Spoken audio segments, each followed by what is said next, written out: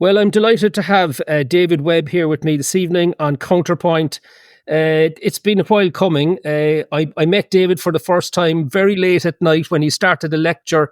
He's one of the few people that kept me awake through midnight and into the early hours of the morning at a conference in Sweden towards the back end of last year. We stayed in touch in between. I've read his material then at the conference, and also I reread it on the way back in the plane to Dublin from Stockholm. And I've also been engaged directly with the governor of the Irish Central Bank on the evidence that he has in his book, The Great Taking, which we'll be getting into.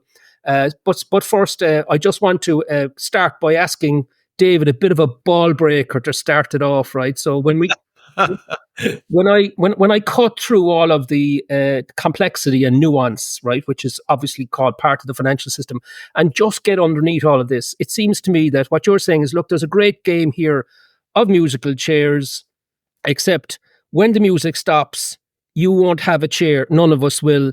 That the global financial securities sector, the entire thing is used as collateral to support a multi-trillion dollar derivatives market by banks. Is just it could technically, legally, it could be taken. And I found that absolutely fascinating, not because what you said, but because it wasn't opinion. It was actual researched fact. And that fact was compressed into an exchange, a clear exchange of correspondence back in 2006, I think March 2006, between the top legal officer in the New York Fed and the top legal officer on the European side, where the Europeans were basically trying to copy what the Americans have done. And that's the nub of it for me. So I want to just ask you that if that event were to happen, who benefits? Who are the net takers? Who's going to be sitting on the chair? Because it won't be us. So who will be sitting on our chairs? Yes. Well, it is just the biggest banks. All of the collateral be concentrated into just the biggest banks. And then even within those banks, there may not, all areas of those banks may not survive. Areas of those banks may be allowed to be bankrupted. People have to understand that, some people might say, well, I'll just have my accounts at JP Morgan Chase because they'll clearly survive and do well. But there are strategies behind this. For example, in the great financial crisis, 2008, 2009, and actually in the period just after that, the Fed authorized banks in the U.S. to move their derivatives books into their deposit-taking subsidiaries. The Fed thought that would be a very good idea and encouraged them to do it.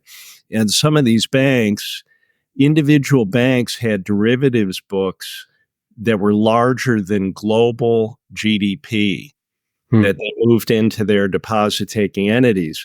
So it was, why would they do that? It was a kind of a trial run to demonstrate that they could do that.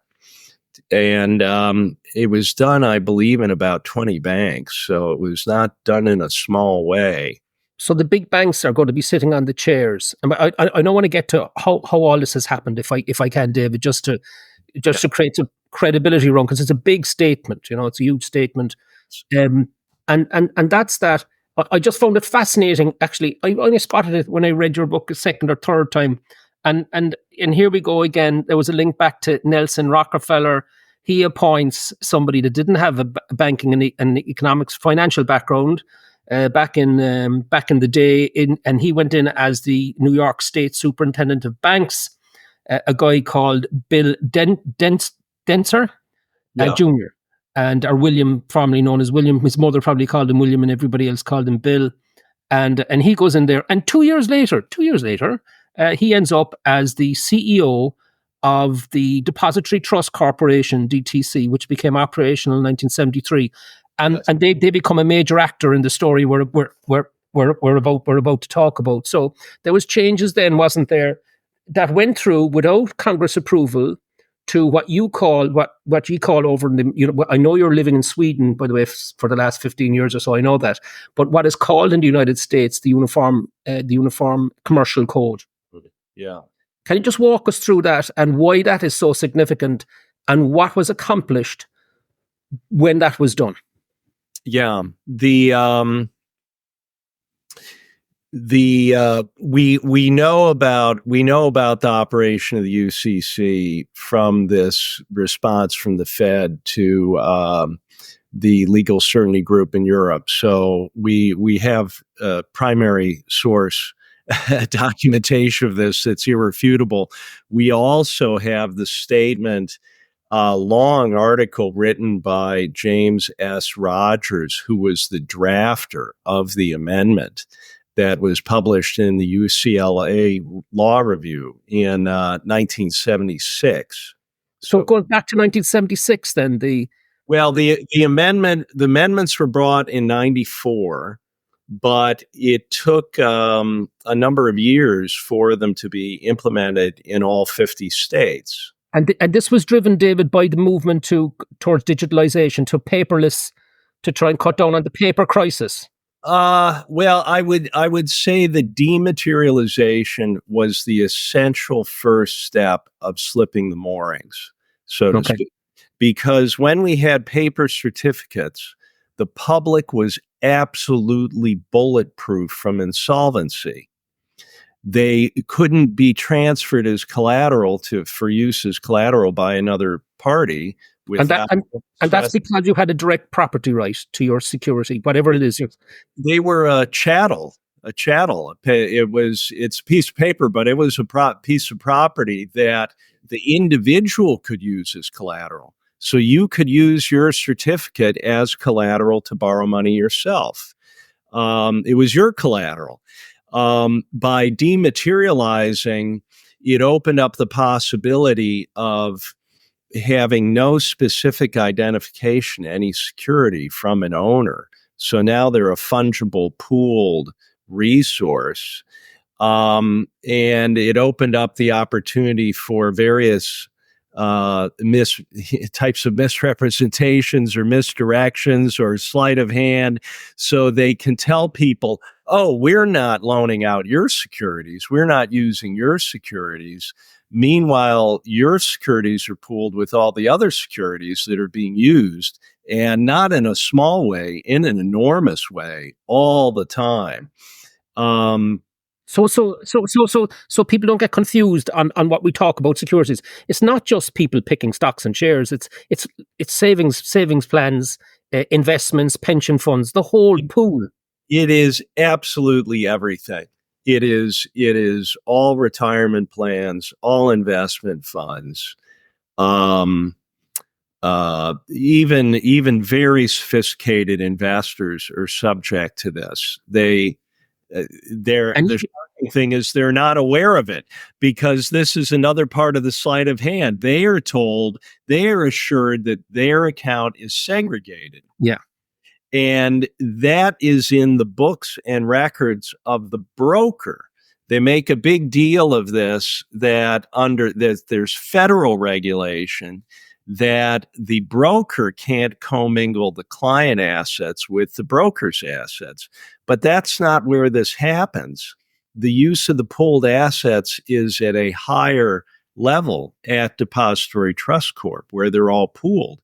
So they can make these representations, and this Fed response that you mentioned makes it absolutely clear. They go out of their way to make it clear that even when accounts are segregated, and they use quote unquote segregated, that the investor is entitled to only a pro rata share of what remains in the pool after the secured creditors take the securities out of the pool when they have priority in the event of insolvency.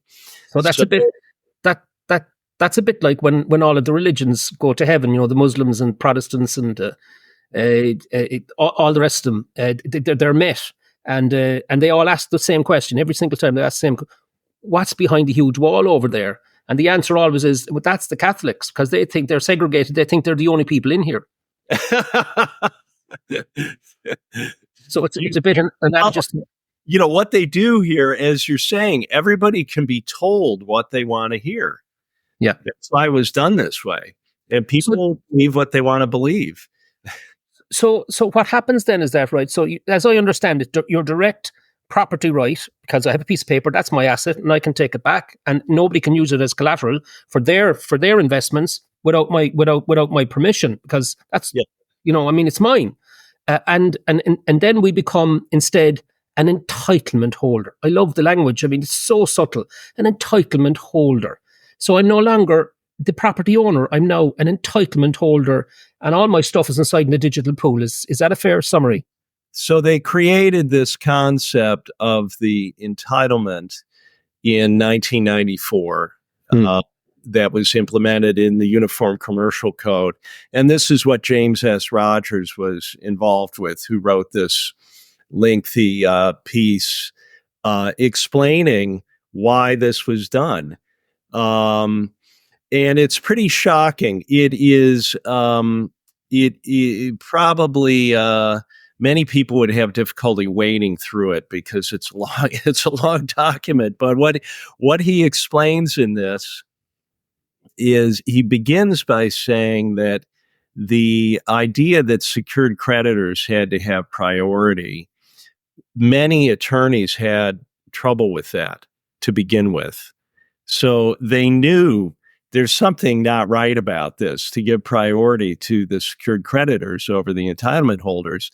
But he said after much consideration, they eventually agreed that it was the thing that had to be done. So he tips his hand there that there were people that were objecting to this. And as I would say, what they did was they got more expensive attorneys. Yeah. That would agree with them that this was the way to do it. Then he goes on to explain the rationale, which is that when a brokerage firm extends a security to borrow money for the firm. Now, the way that is done is under, say, a swap agreement, where the security is extended for money, and it's swap agreements are like short-term loans, 30, 60 days, 90 days. And the idea is that then the brokerage firm returns the money and the security comes back. It's like going to the pawnbroker. Where you're taking a guitar into the pawnbroker, but in this case, it's not your guitar. It's your neighbor's guitar you're taking to the pawnbroker. And as long as you go back with the money and get the guitar back and put it back to the neighbor's guitar, no one knows. No one knows. But here basically all the securities are being pawned by people who do not own them. So it's used under swap contracts, which are a means of funding with cash, borrowing money, but they're also ponied up under all derivatives contracts. So these are essentially the big banks. The big banks are doing this because people have to understand that the system is owned by them. DTCC is owned by its members. Now, can I just stop you there, just for Irish people listening in?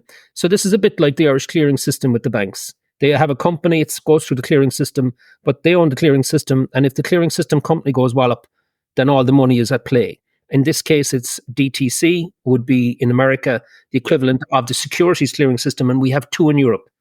I think Euroclear and we have Euroclear and Clearstream. Okay, now can I just move? Okay, so this was done, right, and they had to do it state by state across 50 states under the away from Congress, extraordinary stuff.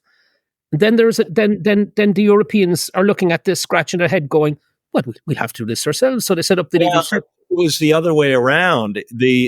All the evidence is there that this was forced by the U.S. Department of State.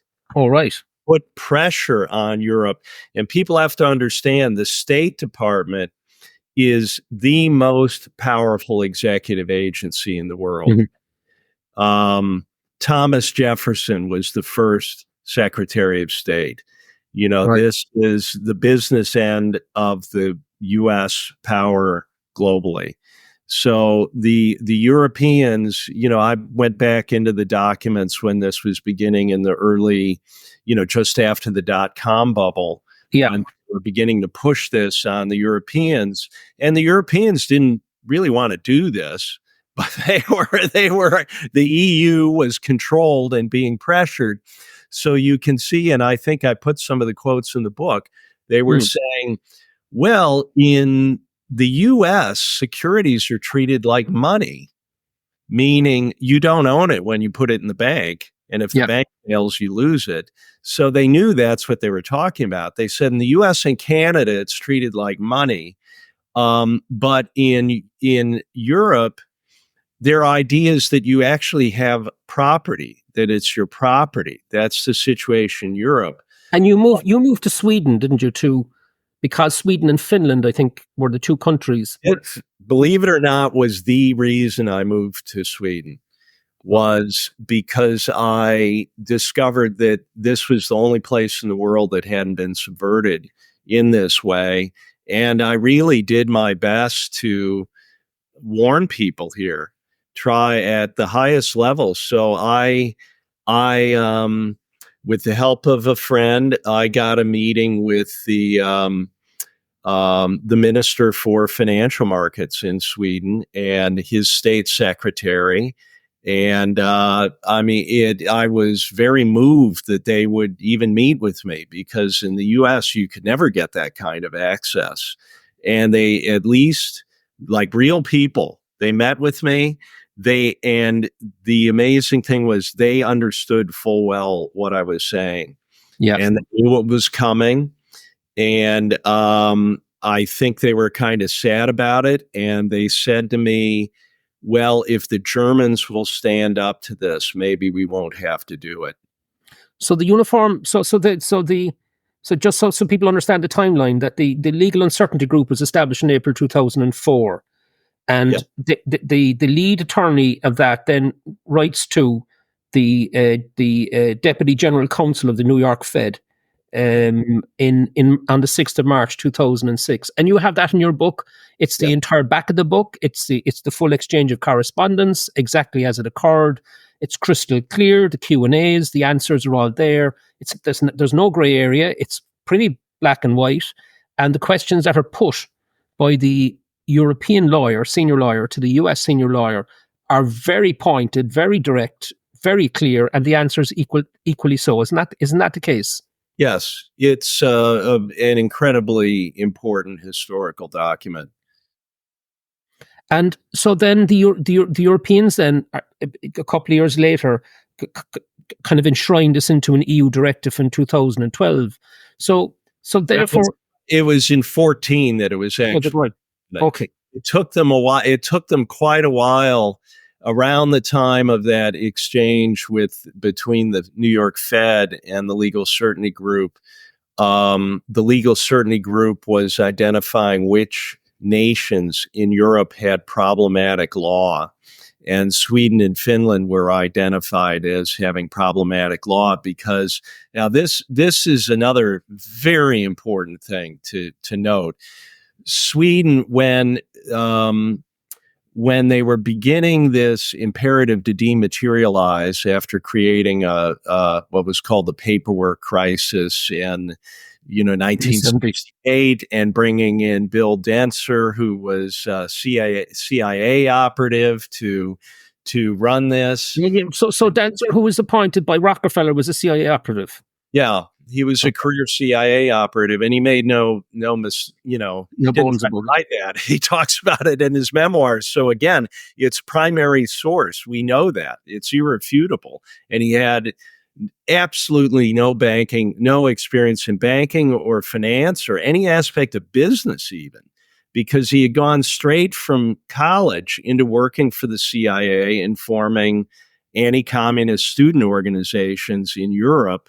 and the CIA had arranged his draft deferment to do that. So he never worked in anything other than operations for the CIA. So for him to suddenly be appointed by Rockefeller as superintendent of banks, it's a little funny. And anyway, so the dematerialization was a necessary precondition, but it would, and in 1970, the G30 created a directive that all G30 nations should dematerialize. So Sweden is a country where people like to do it the best, the fastest. So they did it very early on, and their way of doing it, they never would have imagined that the purpose was to allow someone to subvert property rights. So this puts the lie to things, because they implemented a modern electronic book entry system that absolutely kept track of who owned what. And you had bulletproof specific identification, specific numbering of your securities. So it can't be done then, and it can be done even when it's digital. It's what you're saying. Absolutely can be done. I think that's a very important point, David. Yeah. And so the system in Sweden and Finland were working wonderfully well. That's why they had to be subverted and destroyed. So this shows that this is not a natural, organic process that responds to some kind of need for things to solve problems of some kind. This is the systems that work just fine had to be destroyed, literally destroyed and subverted. Now, can we just put a few quick numbers on this, right? So total annual world GDP is around $100 trillion, right? Yeah. Total global wealth, we think, is around 500 trillion, when you add it all together. Yeah. Now, the derivatives pool, which is the point that you consistently make throughout your book, has grown almost like a hockey stick when you compress it into a certain time. And what is it now, and what do you think it's going to look like in 5 or 6 years' time? Well, I'm not sure what's going to happen in a few years. No, but if it keeps going the way it's growing. But I'll give you a feeling. I was becoming concerned about it right around the time of the dot-com bubble and the after the dot-com bubble. And then derivatives were about twice global GDP. Then by 2007, they were 10 times global GDP. And now it's hard to say, but some people estimate it that it has to be about 2 quadrillion. So about 20 times global GDP. Now, what enabled that? People should ask that. What enabled it, I think, are two things. One was the free use without restriction of the public's collateral. The pool. To provide the what is extended by the banks as their collateral that they have to put up under derivatives contracts. You see, your pension fund actually has to use the collateral of the pension fund to hedge the market or to enter into a derivatives contract. JP Morgan uses the pooled assets so they're doing it, and it's called FOP, free of payment. They don't pay anything to use this. So that so your pension fund that you've broken your back to build up over your life is going into a pool where the banks, without your knowledge, are using your assets to finance their profits through the derivatives market. And if we're at the end of a very long super cycle, a debtor I know you've stated this as well, so I'm not saying anything back to you that I don't think you've said already, I think anyway. And therefore, that if there was a collapse of one of these central counterparties, if the weakest bit in the middle collapses into insolvency, then the creditors come in, the banks, and they first call on the assets. your Yeah. assets. Well, let me explain how elegant this design is, and it's not obvious, but it is when you understand it. So all the elements of this, the the last step of this has been something that had to be relentlessly implemented over decades to put all of this in place. So we're beginning with the dematerialization, then the pooling and the creation of the entitlement. Sometimes it's called beneficial ownership, which is an appearance of ownership. But the last key thing, well, and I should say this growth in derivatives, the derivatives bubble started exploding in the 90s. Why? Because that's when they implemented this in the Uniform Commercial Code in 94.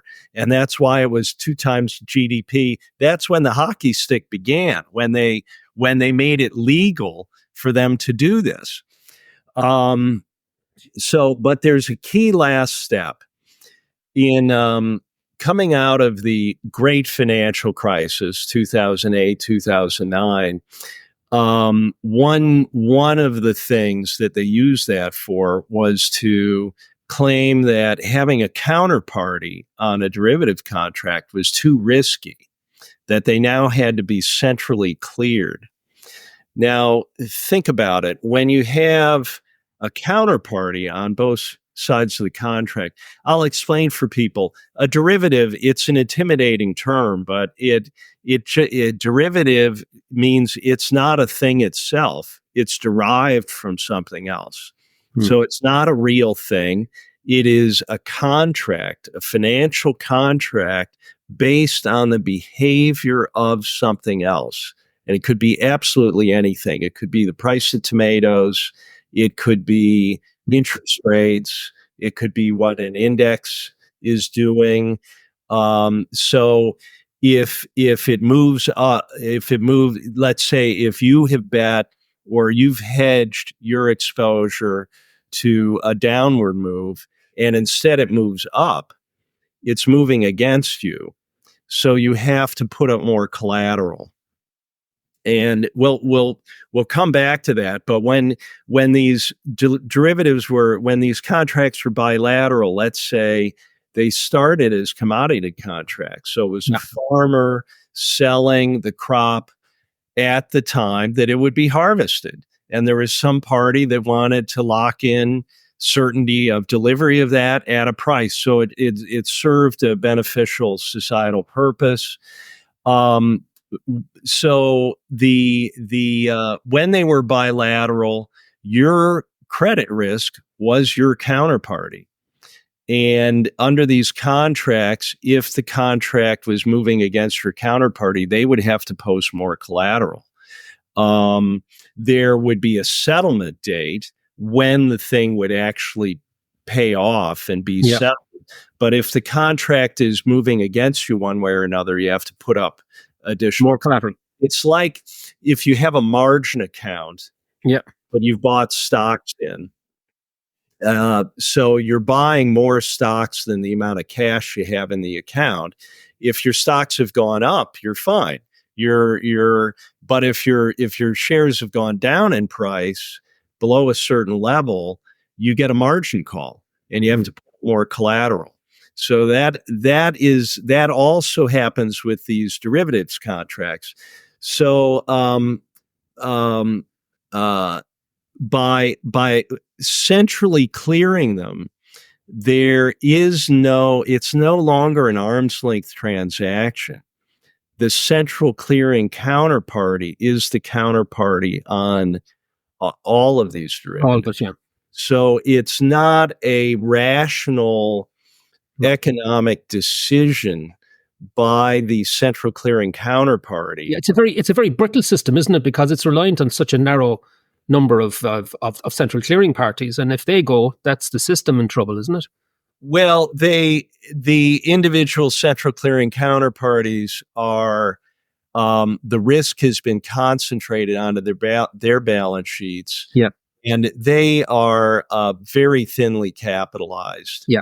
And the industry itself, for some years now, I'd say the discussion really began in 2020. There were a lot of documents and discussion coming out that central clearing counterparties could fail and what to do about it.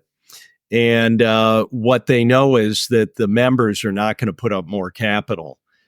so the DTCC has two of the central clearing counterparties, and they have made it explicit that they will just start a new central clearing counterparty.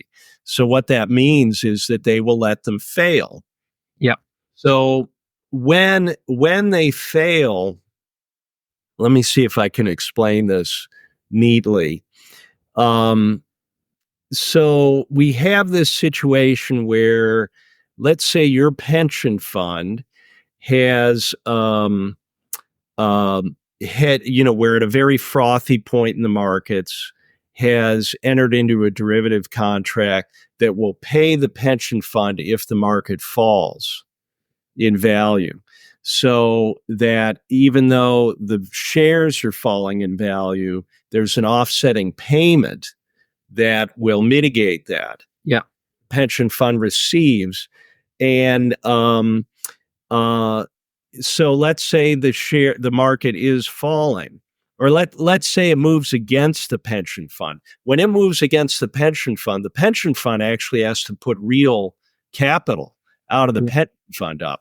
When it moves against JP Morgan just uses the pooled resource it has. Somebody else's money, yeah. Yeah, and now you get into a systemic crisis where the markets are falling, and the pension fund is now hedged, or believes it's hedged, by these derivative contracts that pay off, or will theoretically pay off at some future point. But now the central clearing counterparty fails. Then there's no counterparty to make the payment to the pension fund.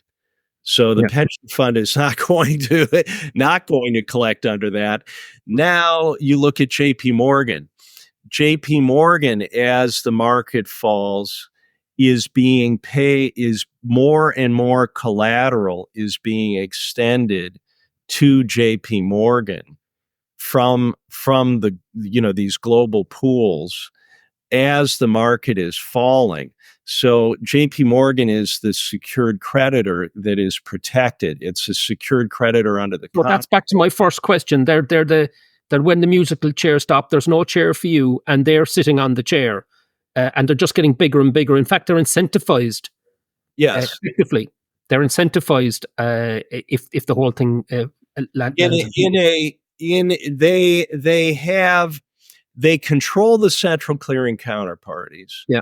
So they can cause the central clearing counterparty to take the other side on whatever contracts they wish to put in place.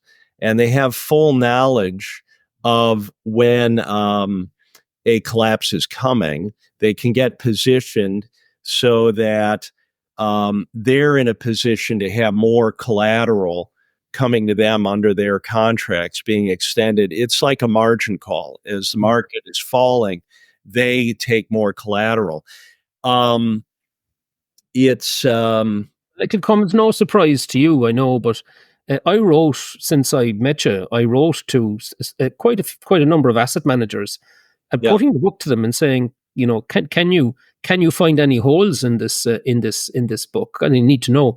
And I guess I got silence as a return. And then I wrote to the governor of the Irish Central Bank, as I was saying earlier on, and I got back, well, we can't really talk, kind of I'll call it a word salad, but the way central bankers talk, yes. We're doing our job and we really can't talk about this, but just trust us. And then, of course, the day that I wrote the letter to the governor of the central bank, the Financial Stability Board, which was set up to look at systemic risk, as you know, after the global financial crisis, was issuing its latest paper about the possibility of the collapse of a central clearing party. And the solution was, well, we'll just let it open to everybody to come in and throw in some capital. And I was saying, well, nobody's answering the question as to how the banks got away with using your money as collateral for their business and their profits with Yes. no downside to the bank. Well, let's talk a moment about the Financial Stability Board and their statements about it.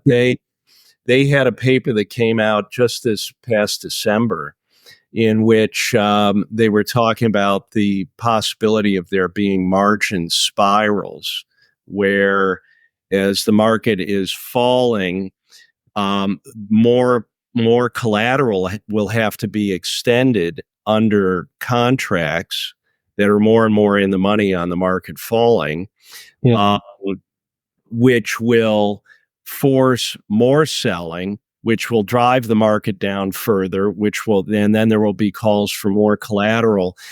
And they describe this. There are two pieces of this. There's something that is called initial margin. They use the acronym IM.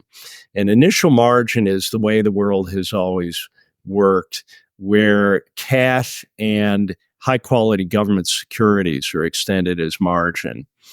And of course, the big banks are using the pooled client securities for that. Now, what they envision in this paper is the use of the collateral fund, which is an additional pool. And the collateral fund, they explicitly say that this will be to mutualize losses. To understand what they mean by so they're saying that there will not be enough cash and government bonds to cover what is coming, that there will have to be additional collateral in the collateral fund. Then you go back to a paper that I highlighted in the book that it was from 2013. This was a Bank for International Settlements paper. Yes. Showing the plumbing for all this, that they discuss collateral transformation, which means using other types of securities other than government bonds. It's as simple as that you will be able to extend equities. So their flow chart shows the collateral going from the collateral givers to the collateral takers, and that will they discuss this very clearly, that will happen on an automated basis and particularly in a crisis without human intervention. And at the top of the chart included, this is just an example, is an equity trading desk. So there, it's not just government bonds, it's equities. It's everything. Yeah. Everything. Now, can we just go forward then, David, just to, like, this is, I mean, for people hearing this for the first time, you have to get the book is free online, at thegreattaking.com. The exchange of correspondence with the senior lawyers is there. It's pretty clear what's going on. And I just want to go to Tennessee now, because I find this absolutely fascinating. Can you just walk us through that? You end up in front of a Senate hearing in Tennessee, and they're in a state of shock, obviously, finding that their own pension funds and their own wealth is in this pool that nobody ever told them about. And you have a bipartisan coming together to try and solve it. So what happened? Yeah. Well, I would say I was very moved, very impressed by what I found in Tennessee. But how had they read your book and invited you over? I mean, how did that happen? How did you end up there? Well, the way it happened, and this is a very encouraging thing, all this began without my involvement at all, which means that this is the power of ideas. It's something where other people are picking this up and running with it, and they understand it. So it was really citizens in Tennessee that brought it to one legislator in particular, Bud Halsey, and he was then in touch with Don and Betty Grandy. Don is the attorney who drafted the amendment to the UCC to fix this, and we can talk about how simple that is to do. Yeah, well, that's where I was getting to. I was getting to the solution. This is within the state of Tennessee now. We're talking. The state of Tennessee, and just the month before, it was happening in South Dakota, which is another story. But we've learned a lot through these experiences. But I'd say so South Dakota was the first place anywhere on the planet to begin pushing back against this. And the banking lobby managed to subvert it through procedure, basically, and preventing a hearing. And a hearing in front of the Senate of South Dakota this was a House hearing. Okay. What happened there was Don Grandy and the Julie Auk, who brought the bill, were allowed to speak to the committee, but then they had a litany of banking lobbyists who, a couple of them, what they do. Now we're getting into what's in the code. In the code, this is in Article 8, Section 803. There is the assurance that entitlement holders have priority over the secured creditors of the intermediary. And that's what you would want. The entitlement holders have priority. And that was what was assured in the accompanying commentary that was sent to all the states when it was implemented. What they did not mention is there is then an exception to that. So it assures people they have priority. Then it says except. And when you look at the exception, it is if the secured creditor has control, the secured creditor has priority. Now, what does control mean? That's basically the pawn shop owner has the guitar. You know, if you've taken your neighbor's guitar and you've given it to the pawn shop owner, the pawn shop owner has control of the guitar and can sell it. And in this dematerialized system, the industry has control of the securities all the time. You don't. When you had a paper certificate, you had control. You absolutely do not have control. So that's what they don't tell you. They have control all the time. The second exception is if the creditor is a creditor of a clearing entity. It has priority all the time. Okay, so the big banks are creditors of the clearing entity as well. Well, the central clearing counterparties, when they fail, the biggest banks are in a position to they're basically being extended the collateral from these pools under their derivatives contracts against the central clearing counterparties.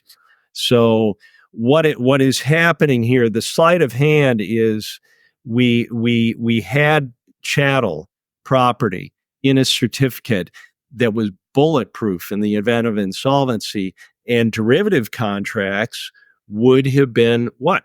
Contracts. Contracts have a very weak position in the event of insolvency. But now this super priority has been given to the biggest banks under the argument that that's the only way to prevent the whole system collapsing. And just by pure logic, then the growth in the derivatives mountain is directly linked to the way all this was set up. It's clear. It was both. It was done in two ways, by legalizing using this so you can see directly, but also an insane level of liquidity growth fostered by the Federal Reserve and other central banks. Very, very high rates of money growth that created the financialization bubble.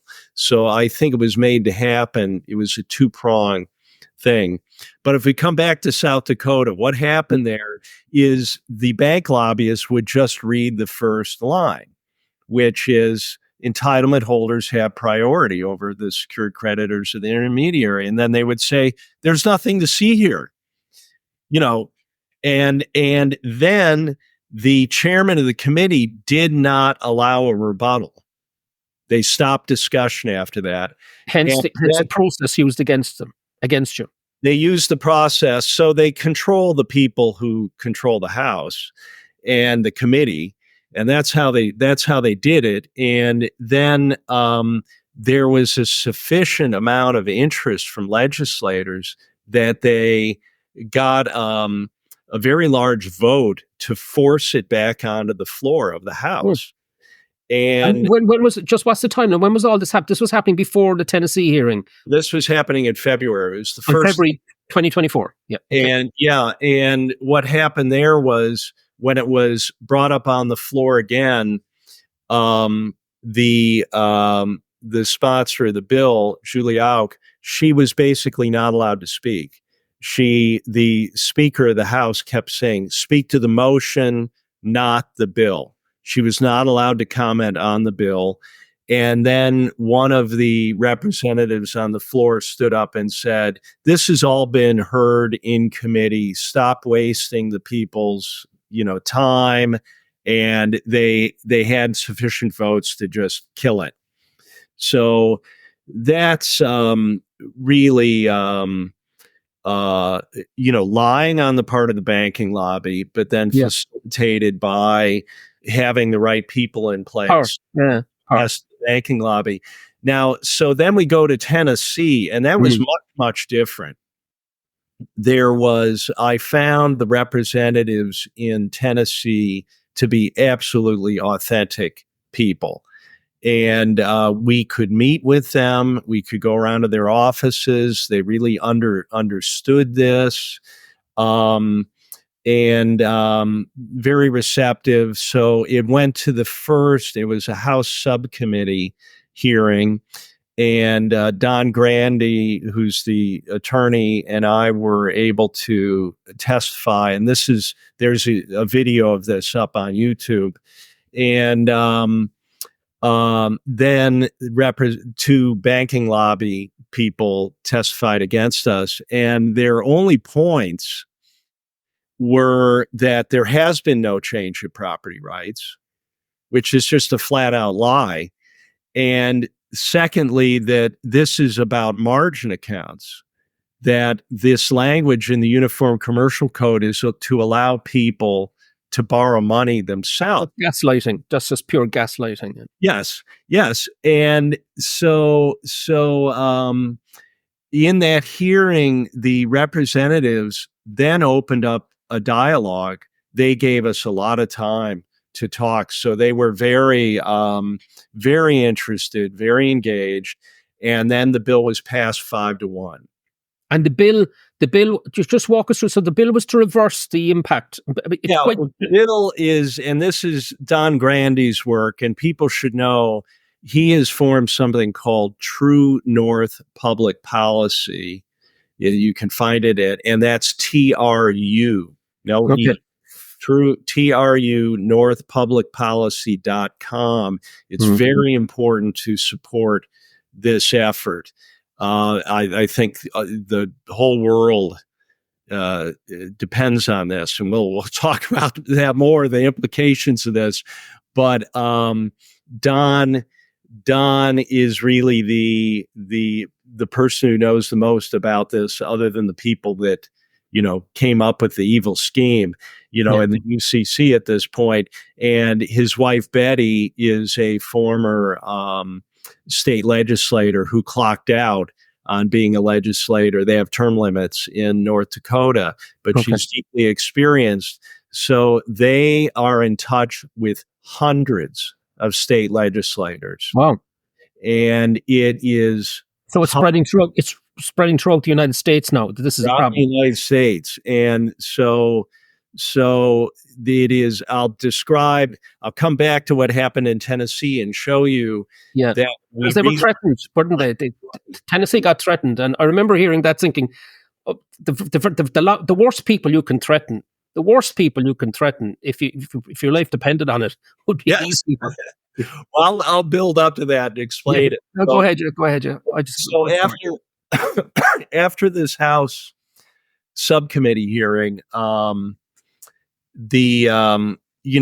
and I, we knew there was going to be a Senate hearing. If they wanted to be difficult, they would have set that off another couple of weeks. They could have done that, and it would have been, I would have come back regardless, but they could have made it difficult. Instead, they accelerated it to the next day. They were that kind about it. And when we went into the Senate hearing, I was thinking, all right, I'm going to have to, argue against these banking lobbyists again. And then they went to a vote without testimony. And I was worried, what's happening here? And then the bill was passed unanimously in the Senate committee. Just for people that don't understand this, how many members roughly are we talking about would make up the Senate committee? The Senate committee was bigger than the House committee. I'd say it was probably 15 people. And it was bipartisan, both sides, red and blue. Yeah, and this is the significant thing. The chairman or the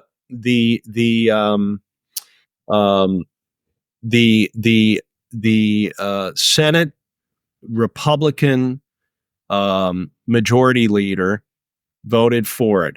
The Democratic minority leader voted for it. And the day before in the House subcommittee, the chairman of the Black Caucus, Democrat, voted for it. And this is in Tennessee, which is a strongly Republican. And they're voting in committee to put it in front of the full House for ratification. Is that how it works? For it to go to the floor. And let me explain what they were voting for. The bill is, as I described, you have this sense that entitlement holders have priority over the secured creditors of the intermediary. And then the deception comes in with the exception. Don Grandy's very elegant solution is you simply strike the exceptions. Yeah. So now what stands is entitlement holders have priority. Period. Which is what the states were led to believe they were enacting. Very elegant. Very elegant. Yes. So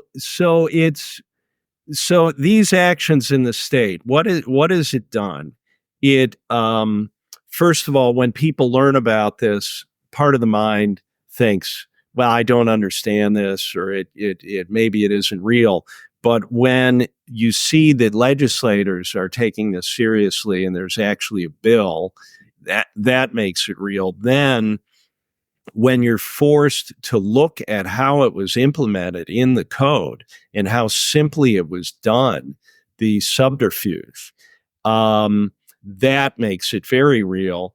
Then when you see that the banking lobbyists can only lie in response to this, they cannot refute this.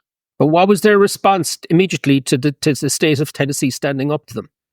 Okay, so then what happened was we knew the last hurdle. So now it would have gone to the floor of the Senate. And this is in March 2024. It was a few just for it. But then there was to be a full House committee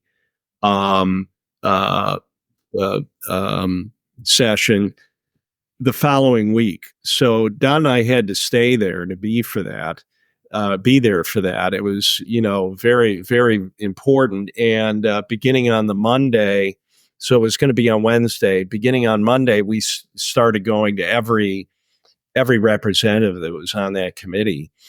And on Monday, we had, a very positive response. And then we could tell right off the bat on Tuesday morning, something had changed. And the first two representatives we met with were really, someone had gotten to them. They were nervous, yeah. They were. And we were told that the treasurer was going to meet with Bud Halsey. And so we went to Bud's office, and Bud had not been told that the treasurer was, so they were going to blindside him in his office. So we ended up in this meeting with the treasurer and his chief of staff and two bank lobbyists and some other concerned citizens, one of whom was an investment banker in the state who was on our side. And the treasurer was basically, he was very decent. I mean, he's a human being, and we had I was actually moved by the whole thing that we could actually sit in a room together and talk about this. But his position was, this is such a big step. We can't do it. It has to be studied. And that I think is forgivable, perhaps that we have to understand this. So as they say, they wanted to pull the bill and refer it to summer study, which here we are in September. We still haven't had a summer study, so we don't know if they're going to allow that. But then we went to the committee on Wednesday, and and I remember that morning we met with the chairman of the committee, and I think he's a very decent man, and he looked like he had tears in his eyes. I mean, it was that emotional. These are decent people that are there, but the hammer came down. And what was the threat? What was the sanction that was put over their heads? Well, what happened, what we were told was that the treasurer was told that financial services would be withdrawn from the state if they proceeded with this. So the state of Tennessee would be alienated from all banking services if they were to proceed. Yeah, it doesn't even make any sense, but it's one hell of a threat. And so I assumed that they would be kind of quiet about that threat, but they're just a gift that keeps on giving, because they weren't quiet about it. Yeah, because in testimony, the bank lobbyist said the quiet part out loud, as they say. He said under questioning, and I think this is a good thing. It's a good thing that the legislators gave them time to talk and basically to hang themselves. Yeah, encourage them to talk. And this lobbyist said, who's an attorney? I mean, he should know what he's doing. He said that if this was done, no financial service firm would do business in the state. And further, sorry, I have a bit of a cold, but he said if this was done, no financial service firm would do business in the state. And further, they would not do business with any other firm doing business in the state. And then he followed it up by saying this would be bad for DTCC. The clearing company. Yeah, their company. Well, why would we do it? So why would we do it? So he was right there acknowledging that it's not about your margin loan. Yeah. Well, he's basically acknowledged it's not about U.S. citizens. It's nothing to do with them. It's to do with us and our. Yes. Yes. And, so as people have asked me about this, well, what does that mean? Or where does it go after that? And my answer is, well, the people in the state of Tennessee will have to decide if they like being threatened, because that's. And I think for me, that was a pivotal moment when I saw that. I said, well, they've made a real bad mistake now. But can we just accelerate forward to today? September 2024, in and around. There was a gap during the summer. These events all happened just in the run up to summer. Have you, since the publication of the book and the dissemination of information now about it, going around financial service, those that are open and not suffering from cognitive dissonance when it comes to dealing with this material, is there any traction? Are you getting any traction for it over on this side of the Atlantic, over in Europe? Oh, Of course, there are people that are aware of it here. The problem is the only people in the EU infrastructure and indeed in the implementation at the national level, they're totally controlled. So I don't think there's the same possibility of reverting things. At least I don't see it in a place like Sweden. There doesn't seem to be, Americans are different. Yeah. and that's why this is very important that we take this opportunity while we have it. Isn't that the point? I mean, like if they were attempted to do this, I think I made this point in Sweden. There's so many. I mean, the last country in the world you want to upset internally are the Americans, because they have a right to bear arms, and they have an awful lot of them. They know how to use them. I mean, if somebody's coming to wipe me out, and yeah, my family, well, serious stuff. They're working to foment civil war in the country, to break down the society. None of this, it's all unnatural what's happening. So the society is under attack. Yeah. People just have to wake up that they're in a hybrid war, and that, this is my message. There's so many it's full spectrum threats against us now. So you can't take them one at a time. You could battle health issues or food issues or whatever, but this is really critical because it is the money that funds all of them. It is the unlimited control of the money by the people who control the central banks that are behind all this, and they have always funded totalitarian regimes. And this is we're facing totalitarianism. Yeah. So this issue is a gift to us because it is so clear, it's irrefutable, it's so clear how it was done, it is so clear how it can elegantly be reversed, it's so clear who is behind it, and they're showing themselves right now in these processes. That's why it's very important to force them out and that they show who they are. And I would say these threats against the state, they have already committed a crime in doing that. That is racketeering to threaten something like that.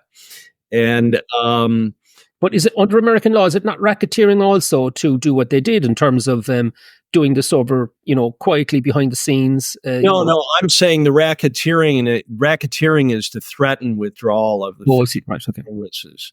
The which doesn't even make any sense that would need to be done. But that is it's basically embargoing a state government. This is how nonsensical it is. What they have nothing. They have no way to refute this. So we just must hammer this thing. And this is why people must support True North public policy, because we have a lot on our plate. It is highly likely there will be actions in over 10 states coming. It is possible that it could be in over 20. It is possible. What's the timeline, David? What's your expected timeline on that? In this next year. And now I fund all my own expenses, and the proceeds from the book are going entirely to True North public policy. Okay, good man. But to get Don and Betty to all those states twice, the travel. Yeah. Getting real physical people from one place to another, and they're doing all this work. No one's paying them to do this. Don has to do other work to pay the bills. So if people want to, if people care about what is happening here, it is time to step up and support Yeah. what they're doing. Yeah. Well, listen, David, I think I'm going to wrap it there. I mean, I know now some part of this was complex for a lot of people that really don't understand financial jargon, but they get the bones of it. I actually think that the coming together of all of this is the resistance that it has come up against, especially around the state in Tennessee and the banking lobby, because that's the type of stuff people really understand. Because it's only then that you actually see, my God, this is actually, look at the response is so telling. You know, you attract the greatest amount of flack when you're directly over the target, as the expression goes, and that's what's happened here. So, look, I just want to say you're doing a great job. I think the book is a marvelous expose. It's the first time I've read something in finance that wasn't actually an opinion; it was factual. I mean, here's the evidence, and make up your own mind, kind of a thing. I thought that's what makes it very compelling. That's why I sent it into the governor of the Irish Central Bank. I'm sure it's getting a good read inside the central bank, and they're wondering, how are we going to answer the question? I mean, they're not going to give me the answer to the question, but the question is going to have to be answered because it's coming to Europe. If this knocks around in the States, 10 states and 20 states, and it becomes part of common currency, and there's a straightforward standoff between the people and the banks, I mean, the big banks, the big power brokers behind all of this, that's going to come across the Atlantic pretty damn quick. Yes. Well, you know, I speak to this in the documentary. Yes, tell us about that. Sorry, yeah, you're doing a documentary. No, the hopeful idea here is that this was set in motion over half a century ago. Yeah, I know. And it wouldn't be fully implementable until these last steps that have occurred in the last 10 years. But it was one plan that was set in motion. And so my point is the people that designed this are dead for the most part. And the people that are still going along with implementing this have really inherited this situation. I think they're not really conscious of where it is going and what is happening. Many of them. The people at the very, very top of the system are people that don't do anything themselves. They're relying on a support layer to do absolutely everything. So the answer is to make this spread awareness of this and all the way to the top of the system. And it's very hopeful, ironically, that this is something that will hurt everyone all the way to the top of the system, because then for the first time we can overcome divide and rule. So it's an intelligent design, but it is insane. Yeah. You know, and it's a kind of insane logic to have total control that has been now run to a point of global takeover that will hurt everyone everywhere. Yeah. And so we all have to we can't shut down and ignore this. This is and I know we all feel overwhelmed by this full spectrum threat against us, but the value of these actions in the states is for people to realize this is something we can actually do. So let's. I know you like the words that were attributed to St. Augustine, but it's a good way to end, and that's that you just need to let the truth free. You don't need to defend it. It's like a lion; it can defend itself. Yes. And we just need to get this information out there. So if you're listening to this and you've gone through the detail, there'll be commentaries below this. Subscribe to the channel, obviously. Get into this, get into it yourself, and talk to your friends about it. Get the information up through to senior levels in the financial services industry, wherever you are. But this needs to be exposed because it's absolutely accurate. It is evidence based. It's supported by evidence, and it's being challenged very, very vigorously by the senior US banking lobby. So that should tell you everything you need to know. Everything you need to know. So I just want to say to you, David Webb, thanks so much. Thank you for your great work, especially for putting that book together and for the courage it takes to do it, and the resilience it takes to do it, because it's not easy. And it's an honor to know you, Eddie. And I see a kindred spirit in what we're doing. You are a warrior in what you were doing, and that's what it takes. Well, look, it's much easier, I find, David, when you know you're on the right side and you're on the side of the truth, and it helps an awful lot. But I mean, the idea this has gone on through generations. People find it absolutely remarkable. But you well know we don't talk about it now. We wrap now. But I mean, this maps other things that have gone through generations, and it's all interconnected. Yes, Don Grandy has said, talking about the banking lobby, that they're in a very weak position because they don't have the truth. It's as simple as that. Yeah, simple as that. So we just keep hammering that, exposing it.